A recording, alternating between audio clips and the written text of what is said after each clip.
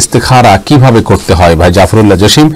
ইস্তেখারা করার সুন্নাহ পদ্ধতি সম্পর্কে একজন সাহাবী বলেছেন, নবী সাল্লাল্লাহু আলাইহি ওয়াসাল্লাম আমাদেরকে ইস্তেখারা শিক্ষা দিতেন। যেভাবে সালাত নাম কোরআনের একটা সূরা শেখানো হয়, ঠিক তেভাবে ধরে ধরে তিনি ইস্তেখারা সালাত শিক্ষা দিয়েছেন। কিভাবে শিক্ষা দিয়েছেন সে প্রসঙ্গে সাহাবী বলেছেন যে তিনি আমাদেরকে ইস্তেখারা সালাত শিক্ষা দিয়েছেন এভাবে যে যখন কোনো বিষয় আমরা সিদ্ধান্ত নিতে যাব এবং দুনিয়াবী বিষয়ে সিদ্ধান্তহীনতা আমরা ভুগবো, আমরা 2 রাকাত সালাত আদায় করব, এরপরে পড়বো আল্লাহুম্মা ইন্নী আস্তাখিরুকা বিইলমিকা ওয়া আস্তাকদিরুকা বিকুদরাতিকা ওয়া আসআলুকা মিন ফাদলিকাল আযীম فإنك تقدر ولا أقدر وتعلم ولا أعلم وأنت علام الغيوب اللهم إن كنت تعلم أن هذا الأمر خير لي في ديني ومعاشي وعاقبة أمري فيسره لي وإن كنت تعلم أن هذا الأمر شر لي في ديني ومعاشي وعاقبة أمري فاصرفني عنه واصرفه عني واقدر لي الخير حيث كان ثم ارضني به।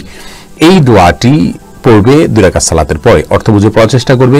হাজাল আমর যখন বলবে তখন যেই কাজের জন্য ইস্তেখারা করতে চাচ্ছে ওই কাজের কথা মনে আনবে, বাস।